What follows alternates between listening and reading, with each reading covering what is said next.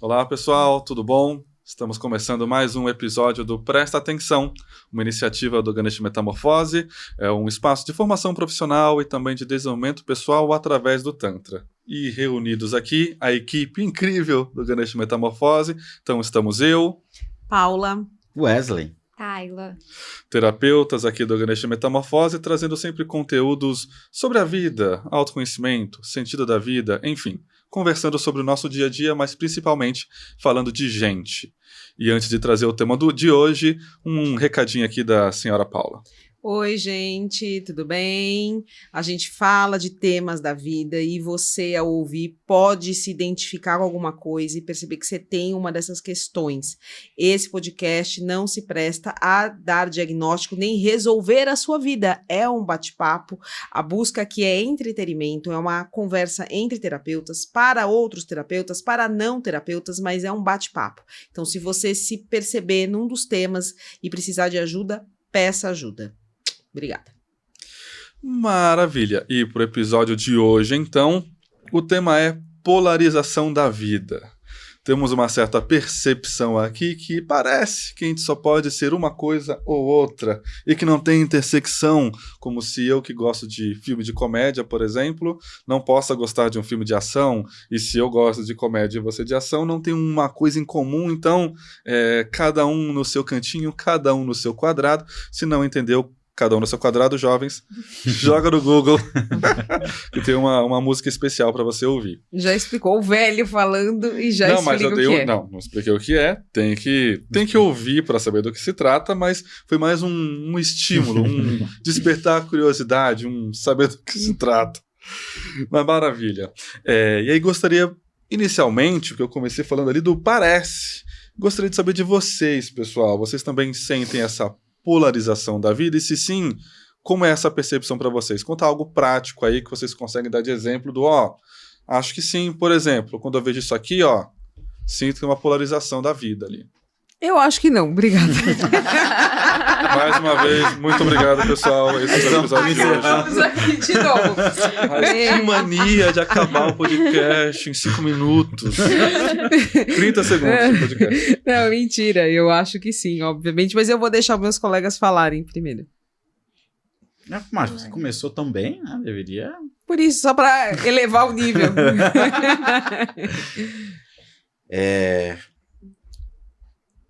Eu esqueci a pergunta.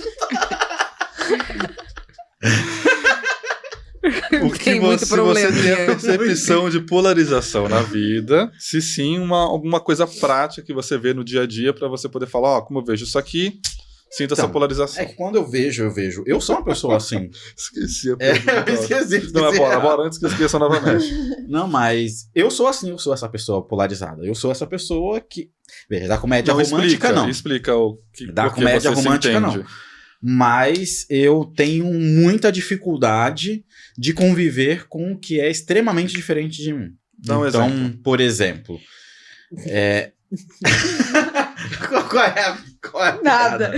Eu pensei uma coisa que eu não posso dizer, não gente. Pode. Simplesmente não posso dizer. Acabou. A intimidade é uma bosta, né? Porque a gente tem informação privilegiada. Exatamente. Desculpa. Exatamente.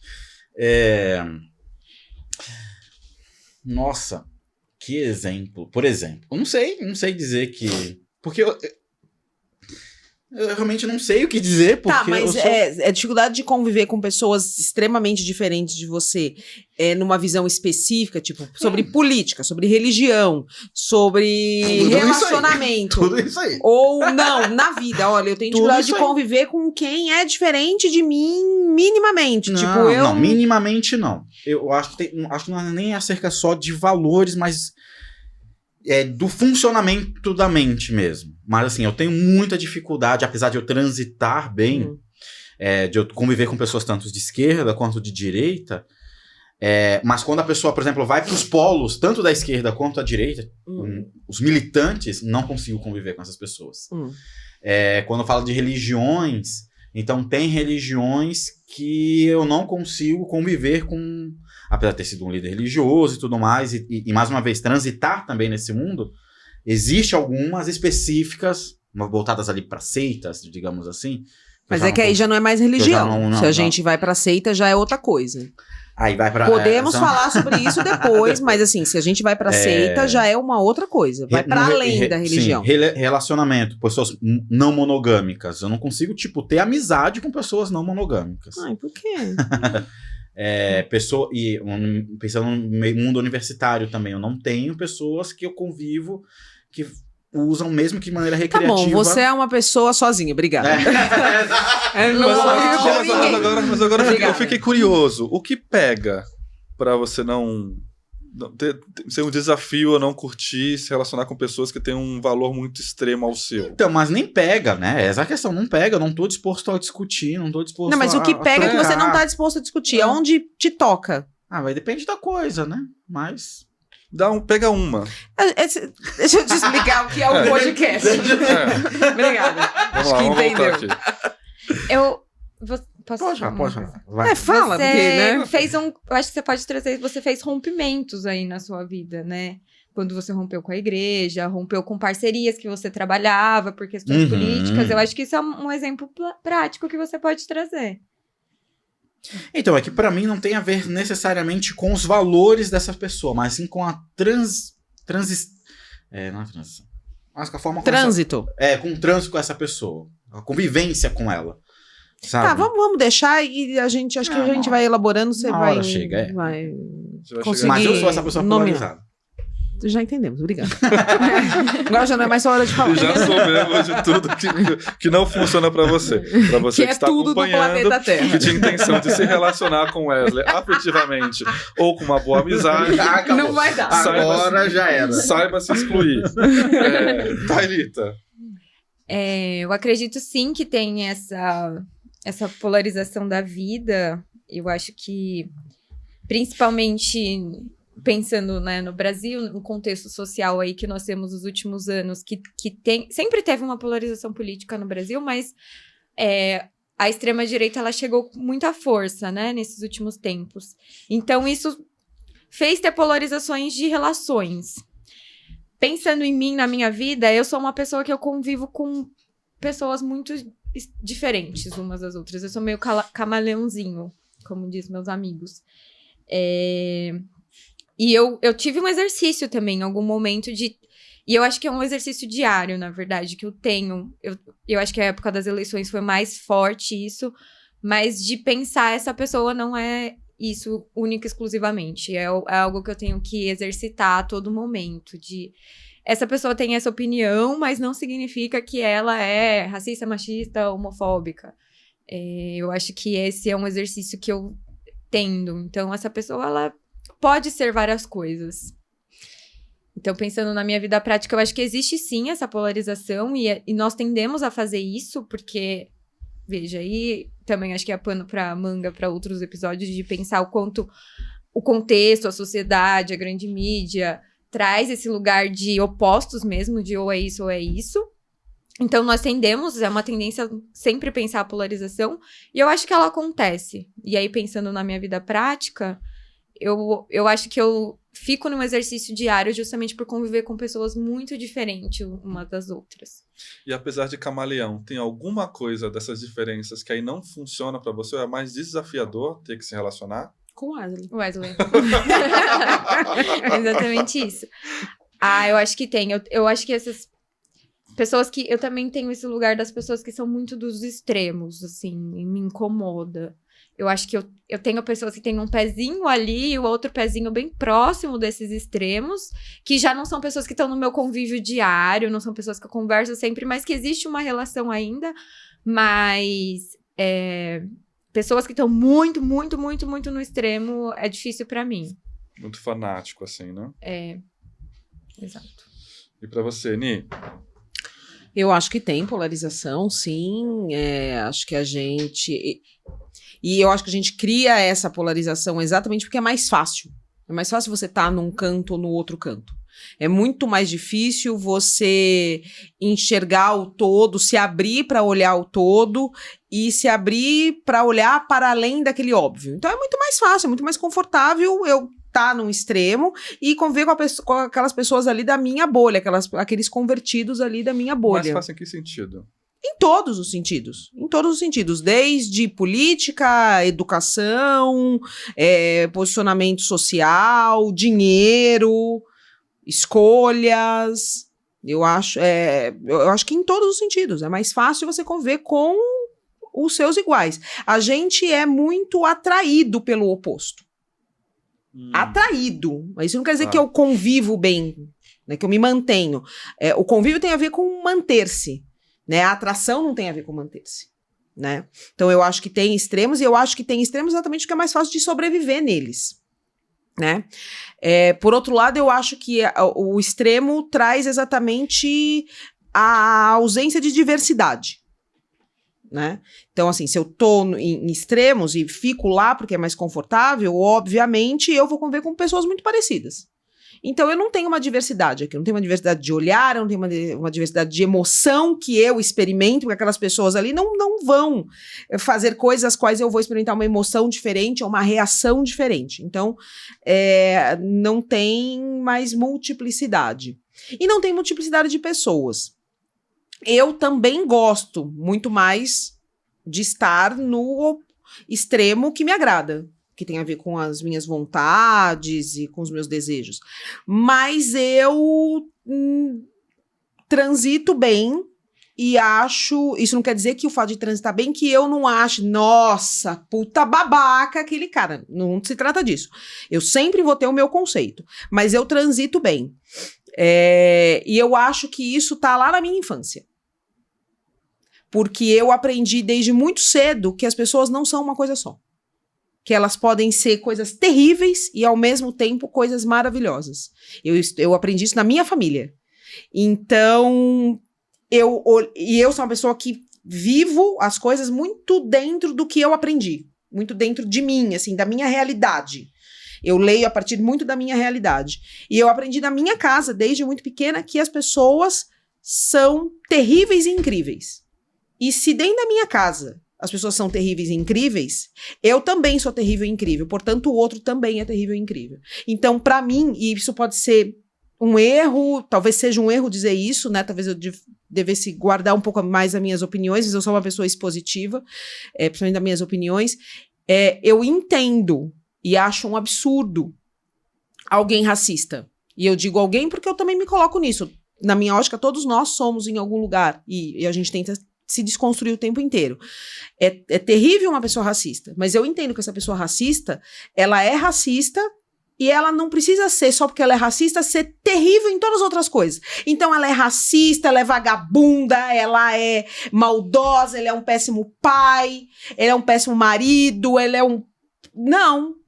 Não, ele pode ser racista e isso é abominável e é necessário olhar para isso e desconstruir isso, mas ele pode ser ele pode ser bom em outras coisas, entende? E isso não diminui o meu olhar de que você é racista, isso é terrível, e eu discordo de você disso, e eu vou dizer pra você que discordo de você disso e que tá errado, que você tem que fazer diferente, mas eu consigo enxergar que você, de repente, é um ótimo professor, você é um ótimo profissional, entende?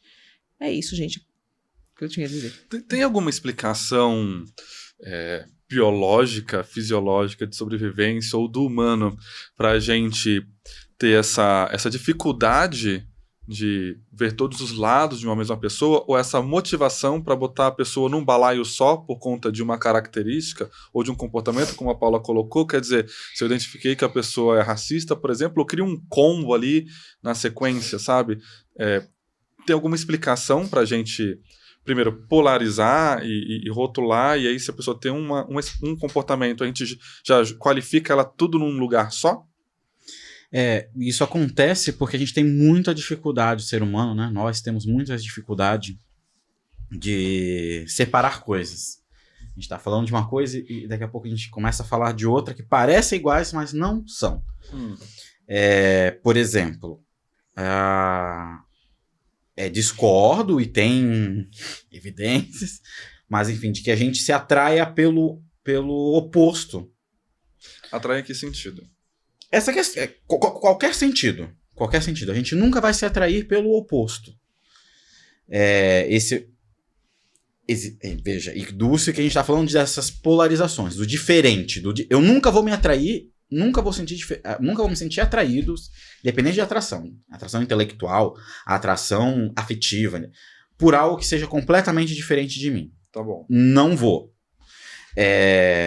Existe alguma similaridade. E a similaridade tem a ver no campo emocional.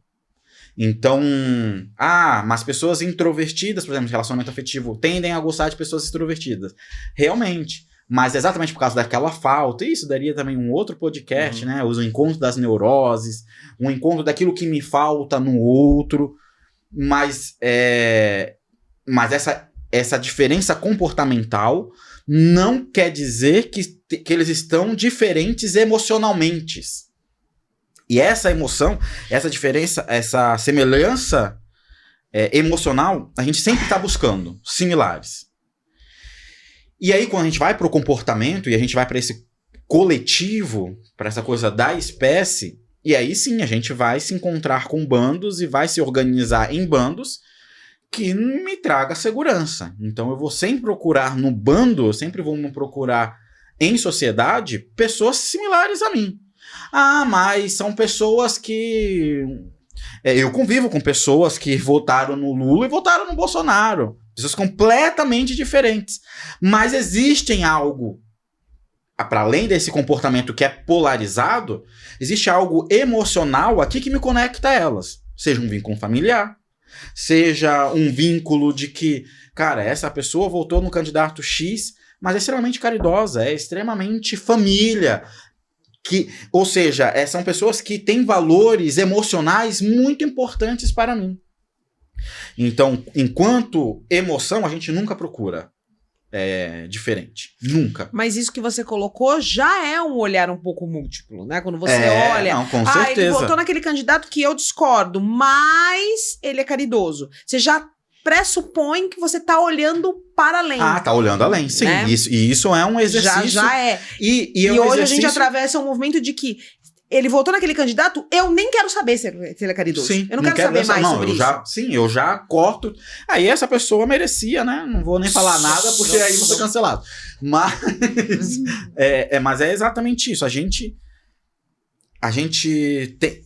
Nosso comportamento é muito mais do inconsciente. E inconscientemente a gente se conecta, sim, por esses vínculos afetivos, por essas emoções. Mas tem alguma coisa que explica esse movimento de... Vi que a pessoa votou em fulano, já nem quero conversar com ela porque já acho que ela é de tal coisa. Tem algo pra gente ser movido por uma escolha dessa, ao invés de... Deixa eu entender essa pessoa como um todo, deixa eu ver outro lado dessa pessoa. Tô colocando isso porque me parece que é uma facilidade maior da gente polarizar e rotular mesmo e cancelar a partir de cancelar da nossa vida, tô dizendo, tá? A partir de uma coisa que eu descobri dessa pessoa que eu não concordo. Tem alguma explicação, alguma coisa que contribui para a nossa sobrevivência, por exemplo? Eu segui por esse caminho? Até tem. Existe esse mecanismo do vamos se organizar em bandos e o bando que é oposto vamos matar, vamos destruir, porque a gente precisa manter a sobrevivência desse bando. Mas nós não somos mais esse bicho assim, né? Não estamos mais, entre aspas, não estamos mais nessa disputa por território. Mas... Não estamos? É por isso que coloquei entre aspas. Mas para mim, e aí eu dando minha opinião, mas é óbvio que é uma opinião também validada de teorias, né, e de comportamento, faz parte do neoliberalismo dividir e segmentar as pessoas para que uma sociedade diluída, mas ao mesmo tempo que uma sociedade diluída, existe uma certa concentração. Então, eu tenho esquerda e direita, mas a esquerda e a direita não são organizadas. Eu tenho pessoas que gostam de comédia romântica e de ação, mas não é todo mundo que gosta de ação vai gostar do John Wick, né? Todo mundo gosta da comédia do romance lá, vai gostar do Titanic, entende? Existe uma produção cultural que vai segregar cada vez mais essas pessoas para que elas se degladiem. Por mais que às vezes... Cara, tem esse ponto de intersecção. Todo mundo gosta de romântico, de um romance. Eu só não gosto do Leonardo DiCaprio, cara. Não. Então você... Existe sim um interesse maior e global para fazer com que as pessoas sejam cada vez mais segregadas. Entendi. Eu fiz essa pergunta porque eu parti de uma hipótese. É hipótese, né? Não é certeza nem tese. Que sabe aquele exercício do... Para não me frustrar, para não entrar em conflito. Então, se eu conseguir segregar, selecionar, rotular, facilita a minha vida, sabe? Se tem isso, deixa eu tirar da frente para eu nem ter que lidar com isso, me relacionar com isso, ter qualquer tipo de frustração, passar por qualquer tipo de tristeza. Então já deixa eu tirar da minha frente para facilitar a minha vida, quer dizer, vou trazer para perto só aquilo que eu tenho maior garantia que vai dar certo. Faz algum sentido essa hipótese? Faz, essa hipótese é uma hipótese, ou quando a gente olha para a subjetividade, né? Porque o que eu trouxe aqui é um olhar social, é um olhar do bando mesmo, do bando do biológico, que a gente não dá para desassociar totalmente. E quando a gente olha para os nossos aspectos, e tem um termo aí que eu sou bem crítico, mas enfim, as pessoas buscam bastante, que é essa tal inteligência emocional, que é bem congruente a esse termo, mas enfim. Mas eu gosto, dentro dessa inteligência emocional, tem um conceito que aí sim eu acho bem interessante, que é mais antigo, inclusive, que é o da maturidade emocional. E maturidade emocional tem a ver com a capacidade de você lidar com as tuas frustrações. Com a capacidade de lidar mesmo. E lidar ou eu altero a minha visão e me adequo àquilo, ou então eu simplesmente rejeito e taco a vida e sigo em frente. E a gente vive, eu já falei em algum dos episódios, eu já falei isso, a gente vive numa sociedade que cria narcisistas, que o narcisismo é uma cria constante, todos nós aqui temos esse narcisismo cultural, e o narcisista é esse, é o que não sabe lidar com a frustração. Então eu só quero que as coisas sejam do meu jeito. Então se eu penso de uma maneira, é óbvio que você tem que pensar do mesmo. E aí, pra mim, não entra nem a questão da polarização. Porque às vezes a pessoa... Porque, não sei vocês, mas nós temos opiniões muito incongruentes e paradoxais de nós mesmos. Da vida. Faz parte do ser humano conviver com esse paradoxo interno. E aí, se eu não sei lidar com esse paradoxo interno, eu também não vou saber lidar com o paradoxo externo da sociedade. E daí tem... esse ser narcisista, que as coisas têm que ser do meu jeito, e pronto, se você não fez as coisas do meu jeito, eu não consigo conviver. E não é porque eu não sei conviver com o diferente, eu não sei conviver com a frustração, eu não sei lidar com essa realidade emocional de que as coisas são boas e de que as coisas são ruins. Que esse valor quem dá somos nós mesmos, porque essa caneca ela é boa, eu posso ver características maravilhosas nela, e eu posso ver características extremamente horrorosas nela. Mas ambas características coexistem nessa caneca. Só que quando eu olho para isso, aí eu vou ter que me responsabilizar em querer ou não essa caneca. E aí não, né? Então é melhor eu já ter como eu não quero lidar com esse trabalho, como eu não quero me frustrar, eu já rejeito totalmente essa caneca. Ou eu pego ela e depois eu finjo, que é clássico isso em sala de terapia. Eu não sabia que ele ia fazer isso comigo, que ela ia fazer. Eu sabia. Claro que você sabe até bom. Claro que você sabia que ia fazer isso. Isso não é uma sessão de terapia.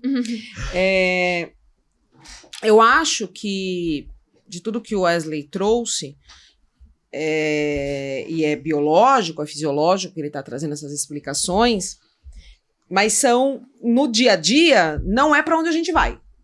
Não é? A gente não está ali polarizado, olhando o outro como uma coisa só, riscando o outro da nossa vida, ou riscando a gente da vida do outro, pensando nisso. Não, porque fisiologicamente claro. A minha máquina é feita para o bando, para ir lá destruir, ou porque eu não lido com a frustração. A gente não pensa em nada disso, né? Eu acho que o que fica é muito qual é a consequência disso, né? E ouvindo ele falar, essa coisa que me parece também mais fácil, que é deixar estático. Tipo, se essa caneca é só linda, é mais fácil lidar. Se essa caneca é só feia, é mais fácil lidar. Né? Lidar com o fato de que ela é linda e feia ao mesmo tempo e que isso muda para cada um que olhar para ela, são muitas possibilidades. né? São muitas. E possibilidade é muito bom, mas possibilidade também me dá o conflito do que eu faço agora. E parece que eu preciso ter um certo. E eu acho que o grande resultado disso que a gente vive, eu acho que a gente sempre viveu, hoje talvez pareça que a gente viva mais, porque tudo é colocado na rede, todo mundo vê o que todo mundo tá fazendo, se quiser, né? Isso traz uma angústia. É como entrar num estacionamento de shopping que tá vazio. Você não sabe em que caceta você coloca o seu carro. Em que vaga? Eu coloco mais perto daquela porta que eu vou entrar ou da porta que eu vou sair? Não sei. Tão mais fácil, eu chego aqui, tem uma vaga só, e eu não tenho opção, eu coloco o meu carro ali, é muito mais fácil, é tudo muito mais simples. Então, ser estático é mais simples. Por um lado, né? Por outro lado, você perde multiplicidade. Eu sou uma pessoa que tem muita dificuldade com ous. Uma coisa ou outra. Eu gosto, não sei se eu preciso, de fato, mas eu gosto de multiplicidade. Porque quando eu olho para essa caneca e eu parto do princípio que ela é uma coisa só, como eu vejo tudo no mundo a partir de mim, se eu enxergo a caneca como uma coisa só, obrigatoriamente eu me faço uma coisa só. E aí não pode. Então, talvez eu tenha uma facilidade de conviver com as pessoas, com as coisas, de lidar com as coisas, e até quero ver que as coisas e as pessoas são muitas coisas, porque eu não suporto a ideia de que eu seja só uma coisa. Entende? Então, assim, se você é só um babaca racista e não tem mais nada, e você é um igual a mim, então eu também sou só uma coisa. E aí, pra mim, não funciona. Eu acho que é isso. Acho que a polaridade traz esse movimento da morte da multiplicidade. E isso empobrece. Não importa o fisiológico apenas, mas isso empobrece não só as relações, mas empobrece a gente. O olhar pra gente. Vocês acham que em algum lugar, então, essa dificuldade de perceber a multiplicidade no outro, por exemplo, que a pessoa pode ser terrível numa coisa, mas incrível em outra, aceitar e reconhecer que isso existe, o desafio está justamente em, se eu entendo que isso é possível, que o outro pode ter uma coisa muito incrível e uma coisa que eu acho terrível, se eu consigo reconhecer isso, eu vou ter também que abrir espaço para aceitar que eu também posso ser assim, ou seja, eu não tenho só coisas incríveis, eu também tenho coisas terríveis, as quais, se eu perceber mesmo, não aceitaria, e como assim é possível? Quer dizer, o desafio de conseguir enxergar a multiplicidade no outro é porque eu não quero enxergar essa multiplicidade em mim? Claro! Sem Óbvio. sombra de dúvida. Sem sombra de dúvida. E assim, e aí tudo é como você olha para as coisas. Eu não sou só bonzinho. Né? É como você olha para as coisas. Por exemplo, eu acho incrível o que eu tenho de pior. Porque é o que eu tenho de pior que faz eu ter o contraponto do que eu tenho de melhor. Mas isso é para mim, né? E eu acabei não falando uma coisa que vou jogar aí pra gente falar depois. Eu acho que essa polaridade, essa polarização da vida faz com que a gente se obrigue a ser uma coisa. Apenas. Agora, aí eu tenho que ser. Então, se eu escolho um lado, então eu tenho que ser aquilo e doutrinar dentro daquilo. Só joguei pra não esquecer, tá? Uhum. Atrapalhando toda a dinâmica aqui. Obrigada. E eu lembro que, quando a gente foi falando da polarização, uma das conversas que a gente teve, eu lembro que a Thalita soltou algo do tipo, nossa, parece que eu não posso me relacionar com alguém que é diferente de mim. Como assim? Veio de um olhar seu? Foi uma coisa que você percebeu da geração? Conta um pouquinho mais. Eu acho que eu percebi das relações, que é esse lugar quase que conviver com esse diferente e aí, trazendo esse olhar que nós trouxemos, é eu ter que olhar também que a multiplicidade do que eu sou. Então, meu Deus, como assim? Essa pessoa votou em tal pessoa e essa pessoa pensa isso, eu tenho que... E aí agora, nós estamos vivendo a era do cancelamento, né? Que eu tenho que cancelar essa pessoa não pode existir no meu convívio porque é o que vão pensar de mim se eu conviver com essa pessoa. O que vão pensar de mim se é essa pessoa que fala esse tipo de opinião. Não, eu tenho que cancelar ela. E não só cancelar ela de mim, da minha vida, eu tenho que cancelar ela da vida. Ela tem que ser uma pessoa que vai viver à margem da faculdade ou do trabalho. Essa pessoa não pode estar aqui, não pode estar dentro do meu convívio social, porque eu acho que tem essa questão muito grande de o que o meu bando aceita, o que o meu grupo aceita e como isso é visto. Então, se eu convivo com essas pessoas que têm esse tipo de pensamento, que gosta de filme de comédia, e aí tem alguém que fala, não, eu gosto de filme de drama, e aí, como assim? Não, você gosta de filme de drama, então você tem que sair do meu convívio, como assim? Não, porque só filme de comédia é aceito aqui. Eu trouxe esse exemplo, mas existe essa coisa na questão política, muito forte, né? Então, é quase que, meu Deus, como assim? Meu pai votou nessa pessoa e eu não posso mais conviver com meu pai, agora eu tenho que conviver com meu pai. E isso aconteceu muito forte no Brasil nesses últimos anos, que é famílias. Então, eu briguei com aquele meu tio e agora eu não quero mais conviver com ele. E aí tem meu pai, eu não quero ver meu pai mais, porque meu pai é uma pessoa terrível, só porque ele votou em tal pessoa. Então, existe esse lugar de que agora tudo a gente pode simplesmente cancelar. É quase que um bloqueio das redes sociais, só que na minha vida, exato. Então, no Instagram eu consigo bloquear aquela pessoa e não ver mais nada dela. Então, como eu posso trazer isso pra minha vida e pro meu dia a dia? Tentando jogar uma polêmica aqui na roda, mas desses assuntos terríveis, aí gostaria de ouvir de vocês sobre como é que a gente se lida com isso, sabe? Por exemplo, tentando imaginar uma pessoa aqui que fez que foi uma pessoa assediadora sexual, assim, por exemplo. Ou seja, fez algo terrível, criminoso e tal.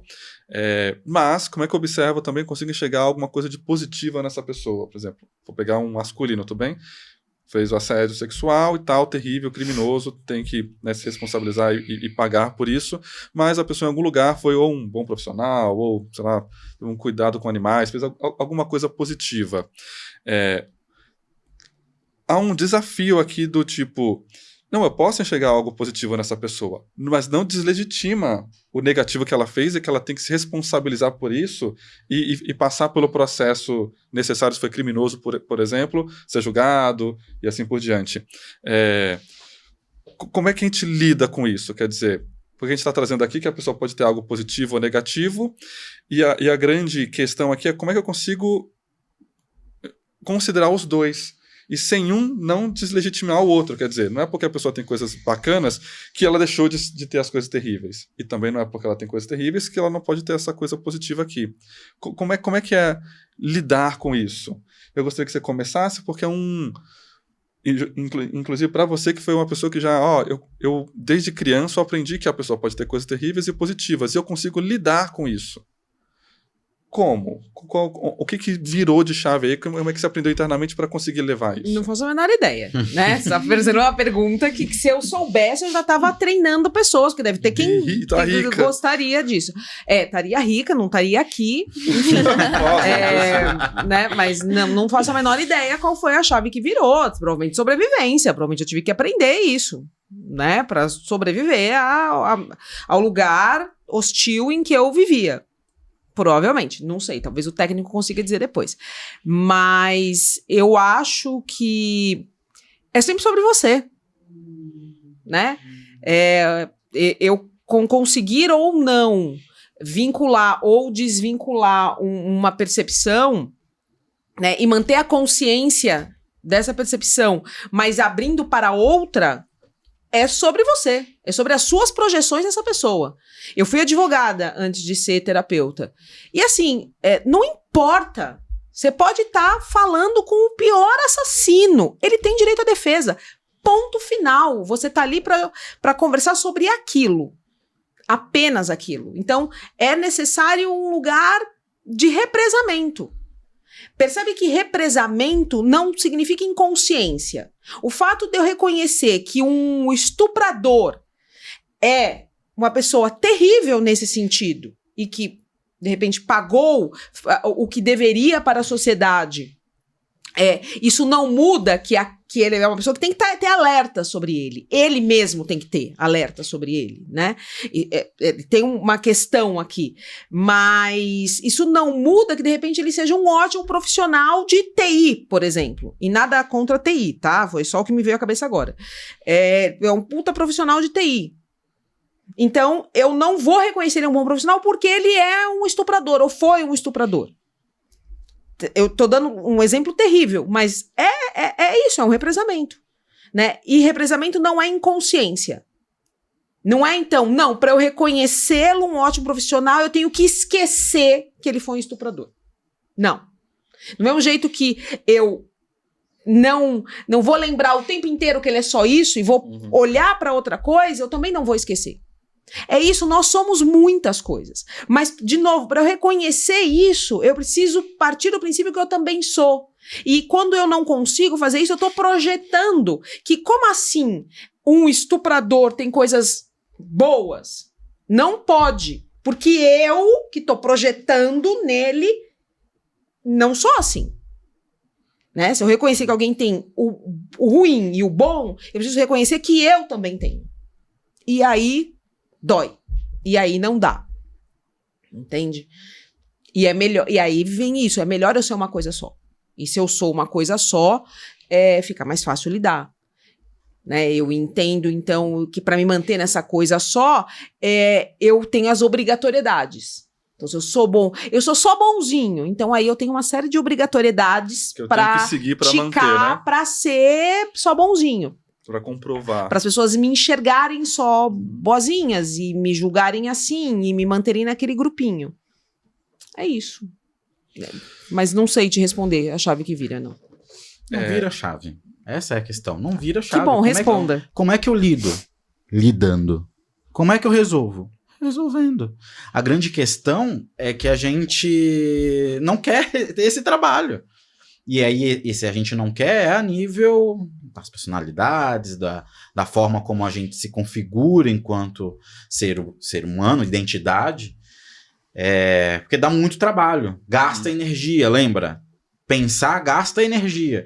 Então, eu não quero gastar energia, eu quero preservar. Então, eu prefiro não lidar. Porque eu vou me frustrar, não importa muito o porquê. Não importa muito o porquê. O fato é, eu não prefiro não lidar. Então, pessoas, sim, que não estão abertas às possibilidades, não são pessoas que não têm capacidade de. São pessoas que deliberadamente não querem se abrir. Então tem um lugar de decisão. Sempre. Essa decisão ela pode não ser consciente. Ela pode ser inconsciente. Você pode não saber que está decidindo de maneira clara, racional, objetiva, como a gente funciona. Sim. Tipo, quero água agora. Mas você está decidindo. Sim, sempre. Maravilhoso. Sempre. Então, como é que eu faço para lidar? Lidando. Não tem outra saída. E não querendo trazer uma solução ou diminuir a questão, mas mais levantando para discutir mesmo. Um caminho seria a empatia, e aqui eu vou entender empatia não como me colocar no lugar do outro, porque é complicadíssimo, porque se eu entro no lugar do Wesley com tudo que eu vivi e acredito, a única resposta que eu vou ter é o que eu faria se eu estivesse no lugar do Wesley. Não teve empatia nenhuma. Empatia enquanto entender o Wesley.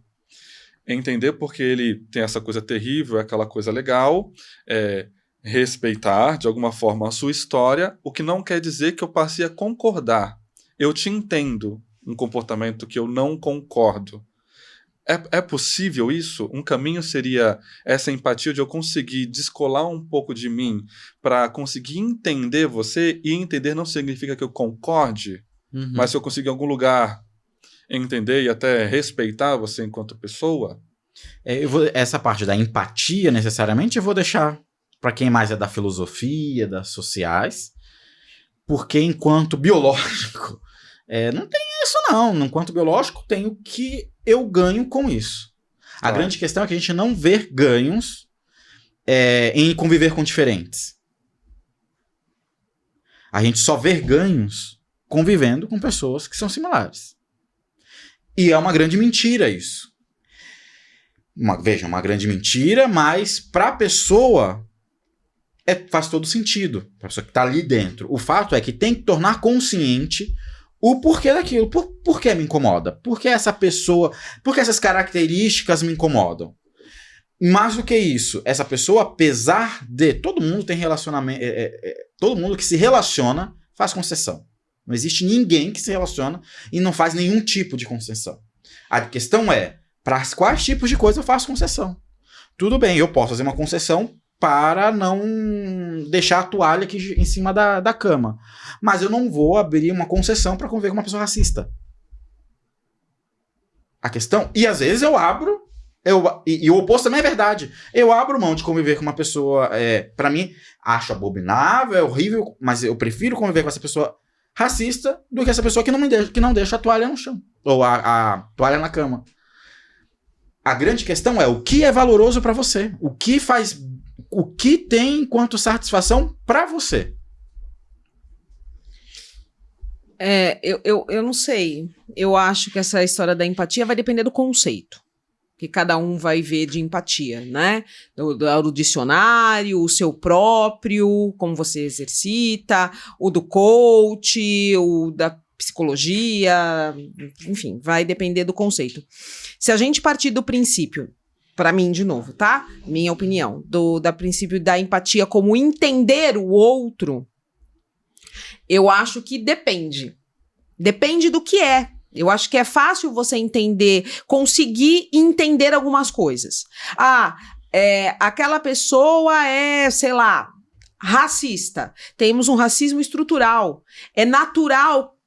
E quando eu digo natural, não estou dizendo que é certo, bom, não é nada disso. É natural. É um resultado natural que haja. Porque está na estrutura da nossa sociedade. Então é fácil de entender. Poxa, ele é racista porque, ele nasceu aqui, assim. Tá, dá pra entender. Mas tem outros conceitos que é difícil de entender. Né? É bem difícil de entender. Por que será que alguém mata outra pessoa sem ter que defender a sua própria vida apenas? Né? Por que alguém pensa nisso? Né? O que vai na cabeça de um serial killer? É muito difícil entender isso. Né? É muito difícil ter, se a empatia for isso, é muito difícil ter essa empatia, né? E aí, eu acho que a gente precisa olhar um pouco para além disso, sair um pouco desses conceitos de empatia, de entendimento, e perceber que tem coisas que não justifica, mas explica. Se você olhar para a vida dessa pessoa, provavelmente você vai encontrar um lugar de explicação. Do porquê nossa, ela assim, esse homem ou essa mulher mata tipos X de pessoas. É um serial killer que mata tipo X de pessoa. Na história da vida dessa pessoa, explica-se porque ela chegou ali, mas não justifica. E eu acho que a empatia e o entender, do jeito que a gente usa na nossa língua, principalmente, é um pouco diferente disso. Entende? Quando a gente fala de entender alguém, a gente não tá falando de explicou. A gente tá falando de meio que reconhecer em algum lugar. Né? E aí eu acho que depende. Eu acho que depende bastante, assim. E eu acho que em algum lugar, por mais que a gente consiga transitar, e eu tô falando eu porque sou essa pessoa que consigo transitar, eu acho que tem algum lugar que você fala, não é que eu não consigo, talvez eu até consiga transitar, mas eu não quero transitar. Porque aí pega nos meus valores, pega nas minhas dores, não quero. Daqui eu não passo. De novo, consciência, né? Mas eu queria falar isso antes da pessoa das sociais, porque ela deve trazer um conceito de empatia. Ou não também. Né? Não, eu acho que existe a empatia. A empatia é um caminho, e nesse lugar muito do que você trouxe, não a empatia em si pela pessoa, mas entender um pouco a história daquela pessoa, de onde ela veio. Mas eu acho que pega muito mais quando você olha pra você. Porque é entender o que eu quero, porque eu quero manter uma relação com essa pessoa ainda. Eu acho que vai pra esse lugar, no fim. Eu acho que empatia é um caminho, mas eu acho que ele não é o único caminho. Não só. Eu acho que é muito mais, essa pessoa tem isso, eu posso olhar, entender, ter empatia pela história dela, pelo como ela chegou ali, na explicação de como ela chegou. Mas eu tenho que entender se eu realmente quero e aceitar o porquê eu quero ter ela na minha vida. Então, essa pessoa fez isso, essa coisa terrível, não concorda, não tem a ver com os meus valores, mas ainda assim eu quero continuar convivendo com ela por conta disso. Eu acho que vai pra esse lugar. Então, eu não quero conviver com ela mais por conta disso, pego os meus valores, isso não faz sentido e eu não quero mais conviver com ela. Então, eu acho que vai muito mais pro pessoal do que... E a empatia é muito mais por você do que pelo outro. Eu concordo um pouco, e eu acho que vai para um lugar... de novo, eu vou bater no resultado. Né? Eu acho que a polarização faz com que a gente não tenha multiplicidade. E não ter multiplicidade, não só de se relacionar com o outro, mas de você se enxergar como múltiplo, como muitas coisas, como muitos caminhos, né? E quando você faz isso, simplesmente você é aquela coisa estática, né? E acho que o grande olhar é isso, é sempre sobre você.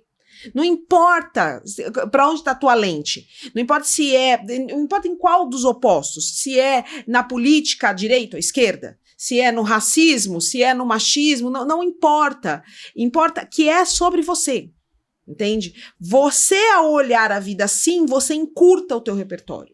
Você empobrece o seu tamanho, entende? Porque você é uma coisa só. Eu só posso gostar, então, de comédia romântica, eu só posso gostar de comer macarrão e de, sei lá, ouvir usar cropped.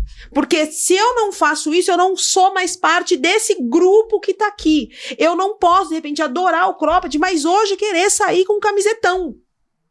Entende? Eu não posso ser, de repente, feminista e decidir que eu quero não trabalhar e ter 5 filhos. É disso que se trata. É do apequenamento, do diminuir o teu mundo, de se apequenar. Né? Olha, eu não posso, de repente, ter votado na direita por uma coisa específica, mas sim querer que diminua a fome e a desigualdade social. Entende? É disso que eu tô falando. Eu acho que é isso que pega, que inflama. Não sei pra vocês, eu acho que não, porque só eu que tô gritando aqui. Não, é uma coisa que me lembrou muito. Quando na clínica eu atendo pessoas que vêm com algum diagnóstico. Você falou porque a gente tá indo para esses lugares, mas hoje a gente tá vivendo um período muito significativo no Brasil, na saúde mental. O Brasil é o país mais ansioso do mundo, e a pessoa já chega com essa premissa. Eu sou ansioso, então eu não consigo me concentrar. Não consigo, porque eu sento no trabalho, eu já tenho que fazer as coisas, porque eu não consigo me concentrar. Por quê? Porque eu sou ansioso. E eu sempre trago esse exercício para os pacientes. Ok, você é ansioso, temos isso enquanto uma verdade, mas por que você, por ser ansioso, não consegue fazer bem a tarefa do teu trabalho? Qual é a relação direta disso? Por que isso te impossibilita de fazer aquilo? E mais do que isso, se isso te possibilita tanto, porque você insiste em fazer isso. Porque já que você não dá conta, então vai fazer alguma coisa que você... Exatamente, vai fazer alguma coisa que você seja capaz de fazer. Mas não se torna... E por quê? Porque a pessoa não consegue. Já que eu sou ansioso, ou já que eu sou depressivo, então eu sou depressivo, eu não consigo ficar... eu não consigo olhar pra tua cara, porque eu tenho TDAH. Né? E aí... É bom que eu levantei o tom aqui, gente. E dei uma pancada aqui que não podia dar. E aí eu sou... E mais do que isso, eu sou assim e você tem que aceitar do jeito que eu sou. Claro, porque eu sou aqui o diagnóstico. Exatamente. Se você não aceita como eu sou, pronto. E veja, eu posso te respeitar no limite legal. Eu sempre faço isso com você. Ele cometeu algum crime com você? Ele foi... cometeu um assédio, pensando no ambiente de trabalho? Ele cometeu algum assédio? Ele foi racista? Ele foi machista? Tem algum crime? Não, mas eu só não gostei. Então aprenda a lidar com isso, cara. Você não é obrigado a lidar com você. E as pancadas continuam. Agora o time de rosa aqui ficou animado. Eu quero voltar daqui a pouco.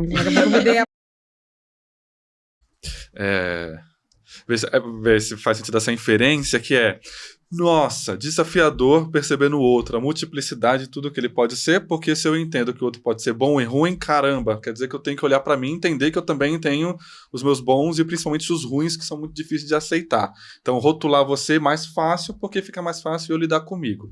Por outro lado, perceber que, por exemplo, você é uma pessoa, eu sou feminista na vida, mas sim, eu quero ser uma pessoa sustentada e ter vários filhos. É um conflito pra mim, porque você tá mostrando que é possível. E a dor que vai bater em mim se você mostra pra mim que é possível, mostra a minha incapacidade de também ser múltipla. Porque eu tô falei que eu sou feminista, por exemplo, quer dizer que eu tenho que seguir um conjunto de regrinhas. Se eu sou, sei lá, profissional de tal coisa, eu tenho que seguir um conjunto de regrinhas.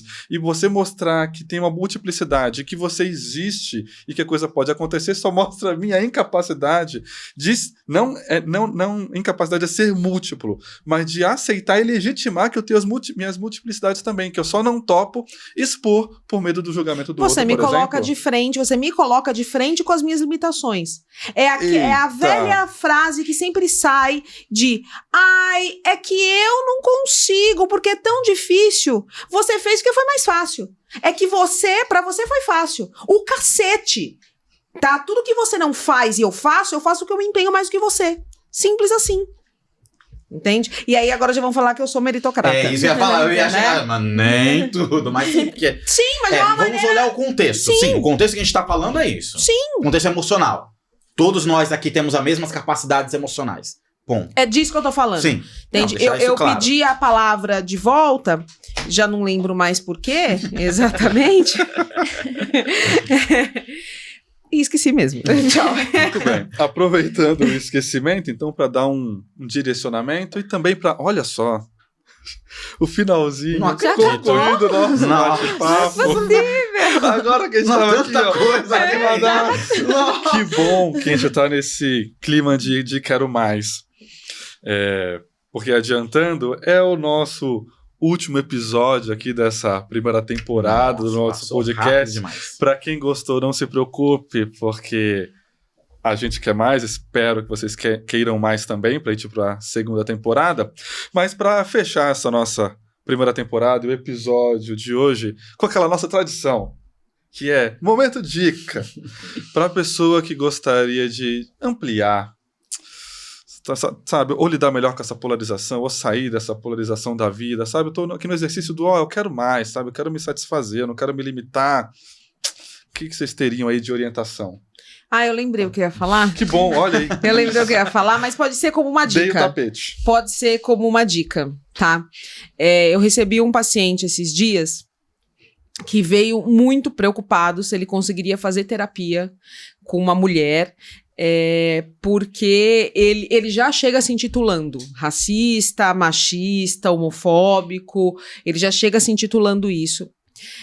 Todas essas coisas, e ele falou que ele veio de uma terapeuta, inclusive, em que ela colocava isso pra ele. Não, mas não pode, por isso, não dentro do contexto da história dele, mas olha, não pode, tá errado essa tua colocação, porque não pode ser machista, por isso, e a gente não tá discutindo se pode ou se não pode ser machista, né, a gente já sabe sobre isso, a gente não deveria ser machista, a gente não deveria ser homofóbico, a gente não deveria ser racista, a gente não deveria ser nada dessas coisas todas aí que, sim, de uma maneira a gente em algum lugar, infelizmente, e espero que todo mundo esteja tentando se desconstruir como eu tô, não tenho sucesso o tempo todo, mas estou tentando.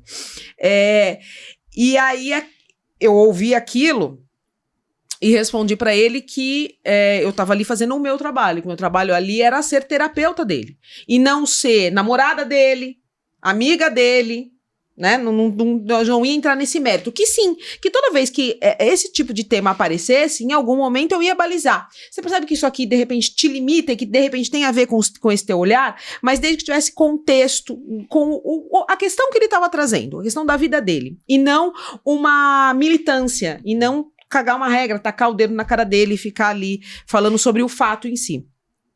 Então eu queria trazer, acho que como dica eu trago, para você que não é terapeuta, olha o quanto você está se encapsulando, né? E quando você encapsula o outro também. E ao encapsular o outro, você vê tão legal isso, que fica na sua medida, e aí você só se encapsula mais. Lembra que o que você não permite que o outro faça, você também não permite que você faça. Tá? Acho que essa é uma coisa que eu queria dizer. Tô na brincadeira das duas dicas. Acho que essa é a primeira dica. Para de encapsular o outro e a vida, porque assim você vai soltar você e vai ser legal. Mas eu queria dar uma dica pros terapeutas. Gente, pelo amor de Deus, para de levar para a sala de terapia os seus conceitos sobre o mundo. Você não tá lá para dar opinião. Você até pode dar caso o teu paciente te pergunte, se fizer parte do contexto e for ético e adequado. Caso não, fica quieto.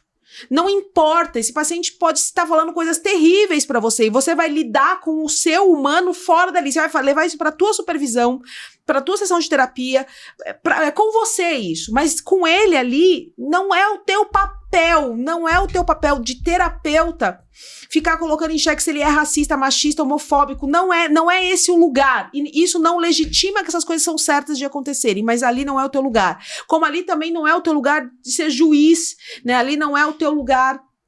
Você não tá fazendo uma coisa jurídica, né? Alguém te fala alguma coisa que você acha que deveria ser denunciada. Não é o teu papel. Você não tá sendo contratado para isso. Você, terapeuta, precisa entender o seu papel. Então, essa é uma dica. Nessa polarização, e a gente fica sempre muito com dúvida, será que eu falo ou não falo isso? Posso ou não... Ajo pelo social ou ajo pelo terapeuta? Então, uma dica. Sai da polarização. Você tem que estar num lugar... Você tem que estar num lugar neutro na sessão. Por mais que você não tenha um lugar neutro na vida. Enfim, minha dica foi gigantesca, talvez as pessoas não tenham entendido, porque eu me perdi aqui, mas é isso. Muito boa, gostei. Bem, minha dica é olhar sempre, fazer o exercício, quem passa comigo sabe que a gente passa muito exercício em sala, que faz a lista positiva e a lista negativa, disso que você está falando. É legal porque é um exercício que a gente infelizmente não faz e deveria fazer com mais frequência. Olhar sempre traz pelo menos uma ótica diferente daquela que você está olhando. E esse exercício é bom começar por um lugar seguro. Nós mesmos. Não procure o lado positivo e negativo do outro. Procure o seu. Naquele aspecto. Faça uma listinha de aspectos positivos e negativos e vai ampliando. Amplie olhar. Não tem outro jeito de não deixar de polarizar, a não ser ampliar seu próprio olhar acerca de si mesmo. Bom, a minha dica é olhar aquela pessoa como um todo, né? Olhar as pessoas como qualidades boas e qualidades ruins. Pensar essas qualidades boas e qualidades ruins. E também se responsabilizar pelo que você quer. Então, eu me responsabilizo por querer essa pessoa perto de mim. Eu me responsabilizo... por tomar essa escolha de olhar essa pessoa como um todo, independente do meu grupo. Vocês falando, e me veio uma história que rolou recentemente nas redes sociais, que foi de um influencer X que defende as ideias de esquerdas e ele foi patrocinado pela Bis, que é uma marca de chocolate. Então, deu várias repercussões, que eu não vou entrar muito nelas, mas as pessoas que são de extrema-direita começaram a falar, não vou mais consumir Bis. Não é porque eu não gosto do Bis, não é porque eu não... É porque aquela pessoa que representa aquilo, o Bis tá patrocinando ela e eu não quero mais consumir Bis. E então, eu tô responsabilizando um todo por... E aí, tipo, você come Bis? Não, você não pode ser de extrema-direita, então, porque você come Bis. Eu acho que é muito mais fácil a gente colocar a responsabilidade das nossas escolhas no grupo, assim. Então, vai pra esse lugar. E o contrário também acontece, né? Eu sou... progressista, eu sou de esquerda, eu sou tal coisa, e de repente eu não posso, é um trabalho, eu fui contratado por uma marca que de repente ela é de direita. Não pode, porque aí né, eu acho que a troca também acontece, né? Esse dilema também acontece. Achei ótimas as dicas de vocês. Anotei e vou seguir, tô brincando. Tem uma expressão que é meio clichê, mas tem a sua verdade nisso, que é quando a gente aponta o dedo para uma pessoa, tem 3 virados pra gente, né, pelo menos. Fora isso, é o falar que a gente já falou aqui de algumas maneiras, se você está falando do outro, nunca é sobre o outro, é sobre você, né, o seu julgamento sobre o outro. E a gente sempre brinca aqui que a questão não é não julgue, mas se for julgar, julga tudo. Mas julga tudo entendendo não só para saber quem é o outro, a multiplicidade do outro, mas porque reconhecer o que você julga, o que você acha. Nossa, isso te ajuda tanto a você entender você, porque você tem um pouco mais de clareza do que você acredita, do que você quer, do que você não quer, do que você acha das coisas. E isso é libertador. Não estou falando que tem que falar para o outro, sabe? Porque pode gerar conflito, etc, etc. Mas que você olhar para você e perceber que, caramba, eu acho isso mesmo. É isso que eu acho. É isso que eu quero. Apesar de discordar de certa pessoa, eu me mantenho nessa relação porque eu quero tal coisa. Por mais que seja, nossa, que baixo, sério que eu discordo dessa pessoa, mas estou com ela só porque tem uma relação financeira, por exemplo, e acho dificílimo, nossa, acreditar ou ter a clareza que eu estou numa relação por isso. Porque se eu visse outra pessoa fazendo isso, eu apontaria o dedo, eu diria que essa pessoa, nossa, é baixa, é fútil, mas eu faço igual. Então, se permitir esse julgamento é legal, porque a gente percebe a multiplicidade do outro, mas principalmente porque ajuda a gente a saber quem a gente é.